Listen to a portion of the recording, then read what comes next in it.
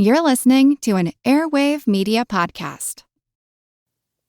Hi, everyone, and welcome to the first Useless Information Retrocast of 2025. And I think you're really going to enjoy the stories that I've picked out for you today. That includes a man who lost a ring at Madison Square Garden in New York City, only to discover it on the finger of another man he was having lunch with weeks later. I mean, what were the chances? And then there's a story of an odd dilemma that some New Jersey firefighters found themselves in. That was how to divide a brand new Cadillac 57 ways.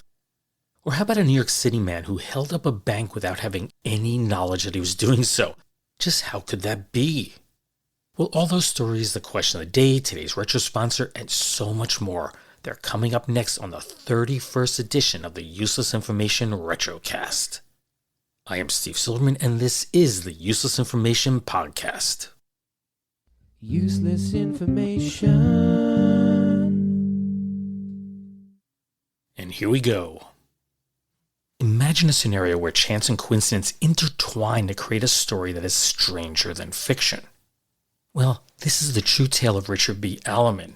He was the secretary-treasurer of Everybody's Poultry Magazine publishing company, and he experienced such an event when he lost and recovered a precious diamond ring. The saga began during the winter of 1930 at the Madison Square Garden Poultry Show in New York City. Now, I should point out that this is not the same Madison Square Garden building that's in use today. This is the previous one. Anyway, Mr. Alleman, who was attending the show, he removed his ring in a washroom at Child's Restaurant, which was located on the ground floor of the building. It was a Saturday evening around 5 o'clock when he laid it down on the basin, only to forget about it until 10 o'clock that night. Upon returning, the ring, of course, was long gone. But the ring, it was more than a valuable item. It held immense sentimental value because it was a gift from his wife, and he was certain that he would never, ever see it again. Then, about 10 days later, while in Frenchtown, New Jersey for a business appointment, a seemingly chance encounter occurred. Mr. Alleman was struck dumbfounded when he noticed a sparkling 6-gem ring on the finger of a fellow poultry fancier. It looked nearly identical to the one that he had lost. Could it be? At some point in the conversation, the man casually remarked that he had done quite well at the Madison Square Garden show. So Mr. Alleman asked, "How so?" He replied, "Look what I found." He then proceeded to show off the ring that was on his finger. After a few moments of pondering how best to reply, Mr. Alleman stated, "Yes, I never saw you before today, but I know all about that ring. You picked it up in the washroom of Child's Restaurant in the garden on Saturday night after 5 o'clock. Well, the man, he was shocked by Mr. Alleman's statement. "Who in the world told you?" To which he replied, "I'm the man who left the ring there. I recognized it the moment I saw it on your finger, but I hesitated saying anything for fear you would not believe me." At that point, the man gave the ring to Mr. Alleman, but he returned it. He insisted that he hold on to it until the man could confirm with Child's Restaurant that he was indeed telling the truth.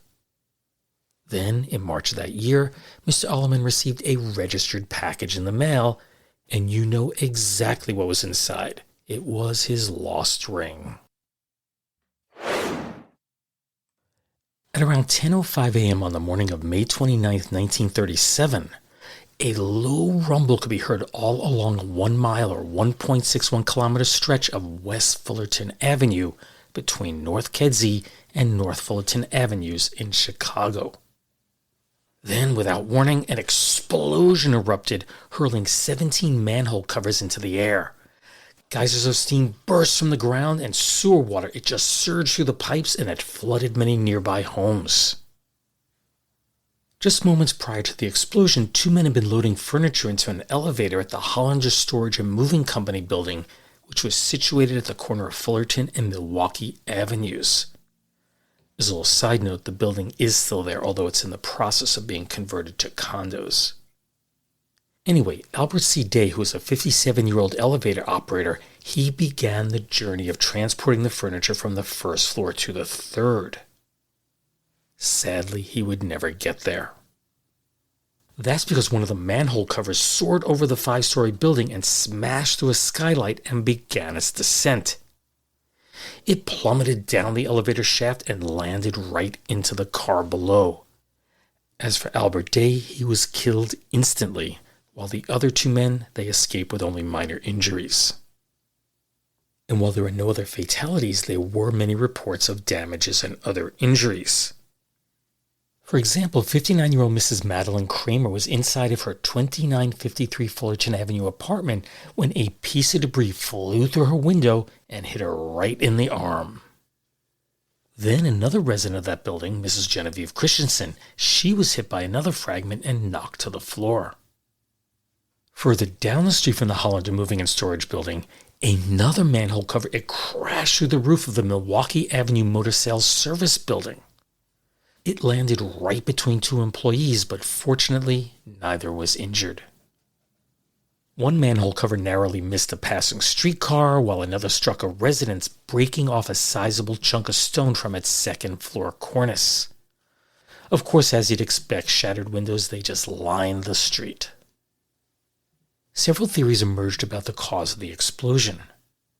Officials from the People's Gas Light and Co. Company, they reported that they conducted an investigation months earlier, and it revealed that gasoline from nearby filling stations had leaked into the sewer system. This theory, that it caused the blast, it was supported by the strong smell of gasoline that just lingered in the air after the blast. But some pointed fingers at the gas company, arguing that leaks in the pipes supplying illuminating gas were to blame. And others speculated that illegal chemicals, those possibly used by dry cleaners, had been dumped into the sewers, and that triggered the explosion. Well, whatever the cause, Thomas B. Gary, who was the superintendent of the city's sewers, he was determined to make sure that it never, ever happened again. So he ordered that all manhole covers be replaced with perforated covers, and that would allow the gases to vent freely.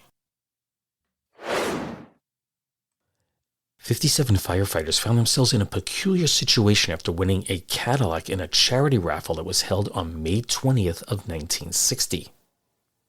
The firefighters, who were all members of the West Orange, New Jersey Fire Department, they had each chipped in $2 to buy a $100 ticket for the raffle, which just happened to be sponsored by the West Orange Rotary Club. Now, to adjust each of these dollar amounts for inflation, just multiply by 10. It's not exact, but it's close enough. So they each chipped in $2, so that would be about $20 each today, and they were purchasing a $100 ticket, which is about $1,000 today. Again, not exact, but close enough. Now, if you do the math, something's a little off here, because there are 57 guys, each chipping in $2. That's $114. Of course, a ticket only costs $100, so it's an excess of $14. What did they do with that? Well, they just wrote it off as a donation to Rotary. Now, when they discovered that they had won the car, they couldn't agree on how to split the prize among so many winners. Clearly cutting the Cadillac into 57 pieces isn't exactly the best option. Well, most of the firefighters, they just wanted to sell the car and split the profits, but a minority of them wanted to hold a raffle of their own, with the car as a prize. So they went and hired Assistant West Orange Town Attorney Louis Landau to advise them, but he warned them that conducting a private lottery was illegal in New Jersey, unless, of course, you're a charitable organization, which they were not. Another solution was to sell the car back to the dealer. Now, the car had a retail price of $5,400, which is around $56,500 today. Now, Rotary got a discount. They got the car for $4,600, or $800 less. The dealer, however, was willing to take the car back, but only offered the firefighters $4,200. Now, so the car is worth $5,400. The dealer is offering them $4,200. Well, the firefighters, they turned down that offer. Next thing you know, the matter ended up in the lap of Superior Court Judge Nelson K. Mintz. And he ordered the firefighters to find a buyer for that car and report back to him on July 12th of that year. Again, this is in 1960. That's when Robert Duran, manager of Pace Motors, an East Orange used car firm, he read about the firefighters' plight in a local newspaper. So he contacted attorney Lando and offered to buy the Cadillac for $4,400. Remember, the dealer was offering $4,200. And since this was just days before they were due back in court, they accepted his offer. Of course, that would get split 57 ways, so each firefighter received about $77, which is roughly $810 each today. So in the last episode, I briefly discussed the history of photography. And today when we snap a photo of someone, we typically blurt out something like, say cheese or smile. Well, neither of those phrases were used in the early days of photography. So do you know what a photographer said back then? Well, here's a hint. Think dried fruits. Anyway, I'll leave you in suspense for a bit, and I'll let you know the answer to this question at the end of this podcast. Say, Joe, how do you feel on the 44th anniversary of your theatrical career? Gosh, Ted, I feel great, huh? All these big stars, Jack Benny, Orson Welles, Rudy Valley, Hedda Hopper, coming down here to help me celebrate. Sure makes a fellow feel wonderful. Oh, gee, that's too bad. Too bad? What kind of a crack is that? I said I feel great. Yeah, I know, Joe. I just meant that if you feel great, then Bexell won't be of much help to you. There it is, folks. There it is. It's when you don't feel great, when you feel nervous, low, mentally, and physically tired because of a vitamin B deficiency in your diet. It's then that Bexell can help you guard against these symptoms. So supplement your diet with vitamin B. And when choosing a vitamin B, remember this. Bexell is the largest selling vitamin B complex capsule in America today. And for good reasons. Bexell contains not one or two, but 5 of the B vitamins. When taken as directed, Bexell gives you double the minimum daily requirement of all important thiamine. Bexell is made by the century-old pharmaceutical house of McKesson and Robbins. Bexell comes to you in a capsule which protects the delicate vitamins against light, air, and moisture. Add all these reasons together, and doesn't it make sense to get Bexell, the nation's #1 B complex capsule? Excel with Bexell. That's Bexell, Bexel. And now back to Joey Brown and his guests, Orson Welles, Hedda Hopper, Jack Benny, and Rudy Valley. The Bexell Vitamins commercial you just heard, it came from the November 26, 1944 broadcast of the radio quiz show Stop or Go, and it was hosted by actor and comedian Joey Brown. That's Joey Brown, Joey Brown. And this particular episode marked the celebration of Brown's 44th year in show business with the notable guests just mentioned. So here's a little background on him. Joseph Evan Brown was born on July 28, 1891 in Holgate, Ohio. At the age of 10, in 1902, he joined the Five Marvelous Ashtons, a troupe of circus tumblers of all things that toured the country performing on both the circus and vaudeville circuits. Then in 1928, Brown transitioned to film, and by the early 1930s, he had become one of Hollywood's highest paid stars, and he was renowned for his comedic talent and his trademark elastic, oversized smile. And if you've ever seen him, you know exactly what I'm referring to. And while his fame has faded over time, Joey Brown remains remembered for his unforgettable role in the 1959 classic Some Like It Hot, which starred Marilyn Monroe, Tony Curtis, and Jack Lemmon. In the film, Curtis and Lemmon portray musicians who, after witnessing the St. Valentine's Day massacre, they disguise themselves as women to escape the mob. In the movie's iconic final scene, Lemon's character Jerry, who's disguised as the female Daphne, is being persistently courted by the wealthy and eccentric Osgood Fielding III, who of course is played by Joey Brown. Well, Jerry tries to end the pursuit by listing increasingly ridiculous reasons why they can't marry. And that scene culminates with him revealing that he's not a woman, and that's followed by Joey Brown's legendary response. Let's take a listen. But you don't understand, Osgood. I'm a man. Well, nobody's perfect.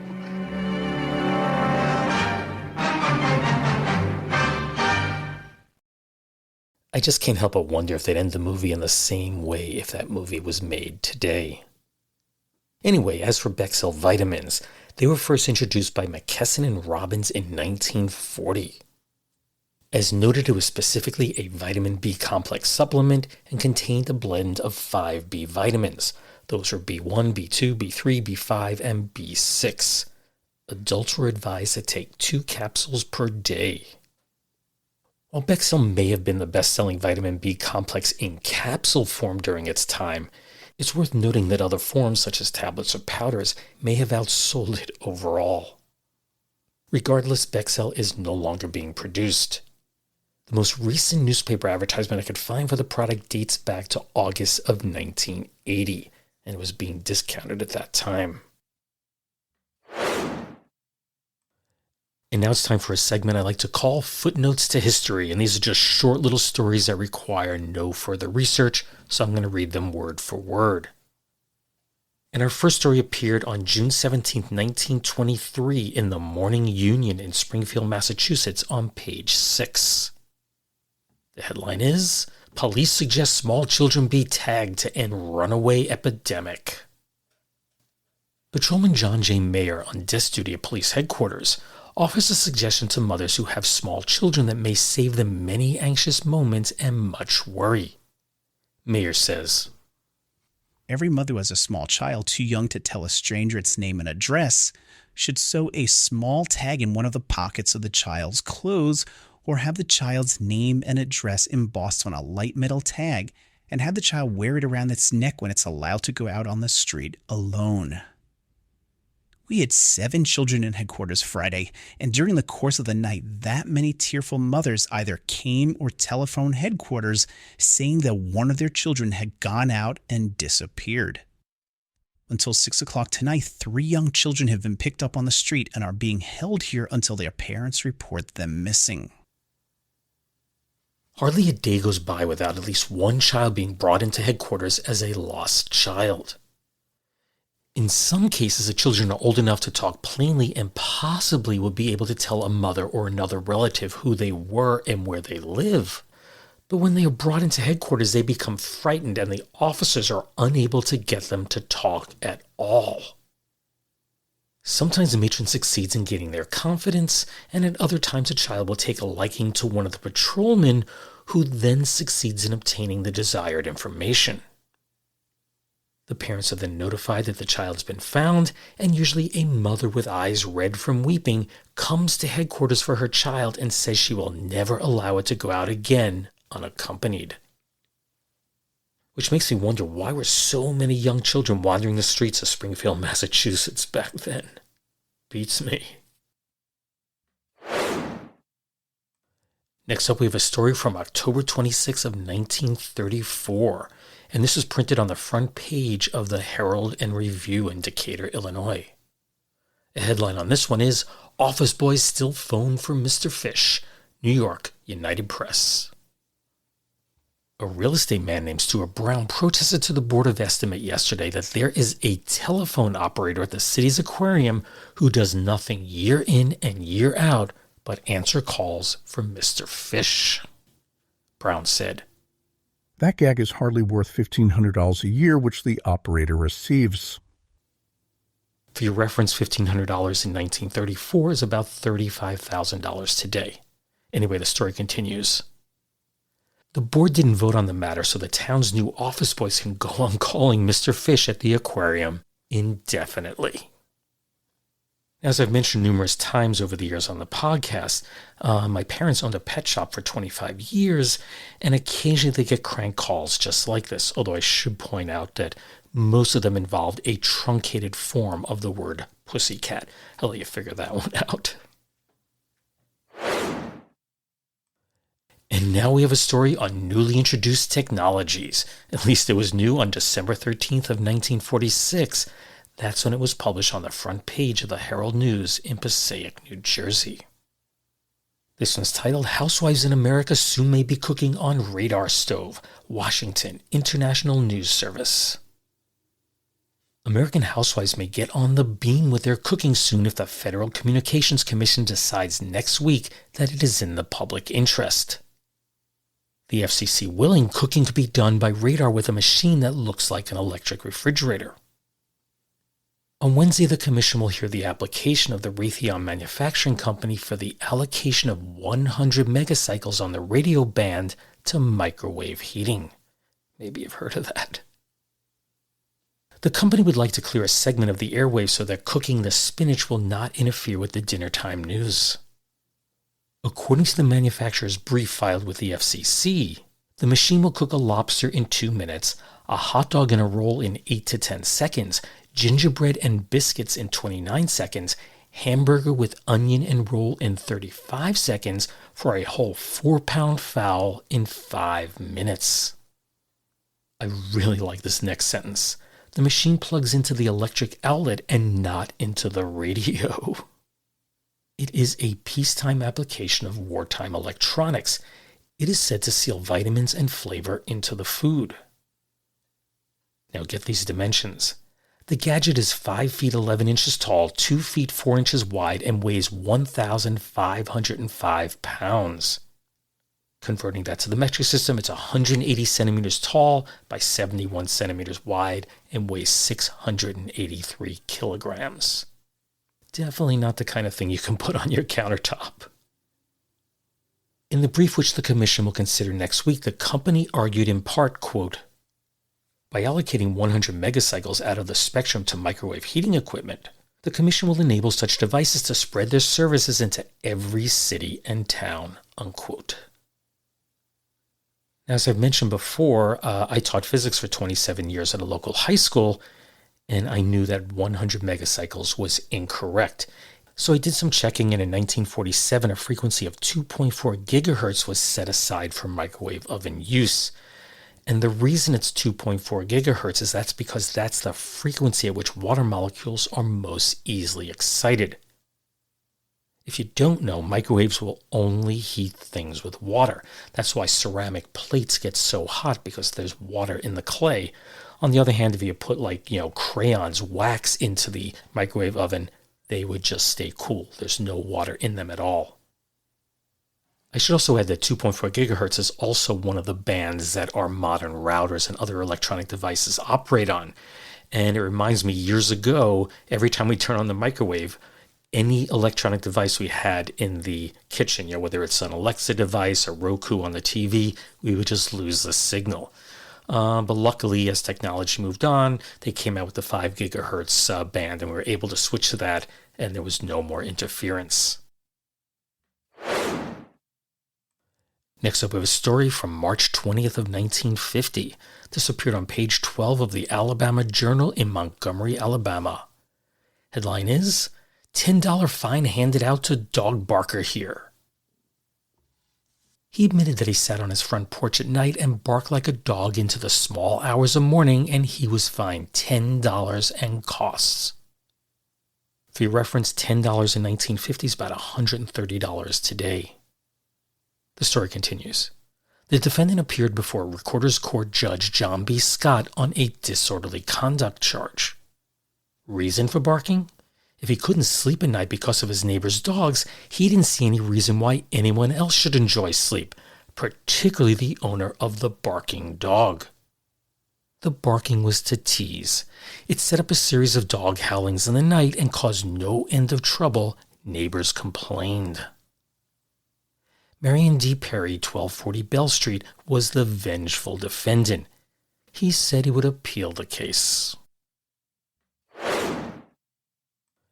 And the last little tidbit I have for you today, I've actually had this one floating around in my pile of papers for many years. This is from September 14th of 1979 and appeared on page 6 of Newsday. The headline on this one is, Withdrawal with Undue Interest. New York. With their guns drawn, police swarmed into a bank yesterday and collared what they thought was another bank robber waiting for a teller to hand over the cash. This is the guy, said the teller. Wait a minute, the man said. I was only making a withdrawal. Sure you were, pal, said the cops, who hauled him off to the station house to be booked. He convinced police that he really was making a withdrawal, legally.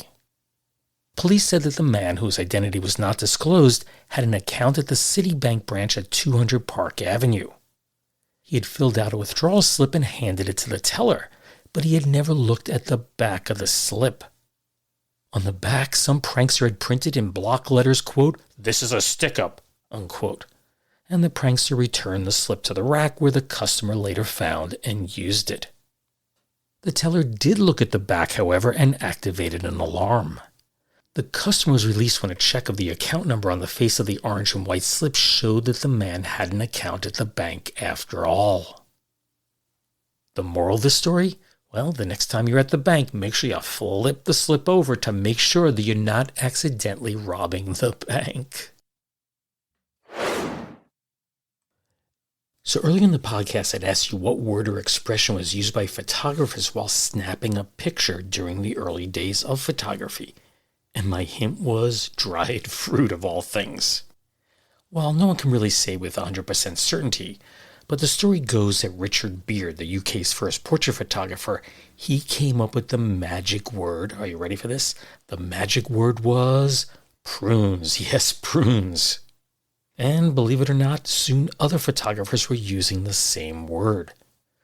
You're probably wondering why prunes. Well, saying prunes supposedly shaped the mouth into a small, refined expression, and this was a practical choice in the early days of photography because people had to hold still for a very, very long time. There were long exposure times. Now, if you stop and think about it, smiling in photos was rare back then. I mean, have you ever seen a photo of Abraham Lincoln smiling? They just don't exist. And if you look at painted portraits from earlier centuries, again, smiles are uncommon. Some suggest this is due to poor dental hygiene. Missing teeth is simply not photogenic. But whatever the reason, it simply was not the style in formal portraiture. So I guess the big question is, when did smiling in photos become popular? That shift happened with the advent of the Kodak camera. It simply made photography more accessible and fun. In fact, Kodak actively encouraged people to relax and to strike natural poses and look happy in their snapshots. As for why we say cheese today, well, no one seems to know. Say cheese! Well, that brings another Retrocast to a close. I do hope that you found some enjoyment in hearing the stories that I selected for this episode. I know I enjoyed reading them, but as you know, everyone has a different set of interests. Now, I'll be back shortly with the next full-length story, and I do have one picked out, but of course I never know until I fully get into the research whether the story is a go or not. And of course, if it isn't, I have tons of other good stories to tell.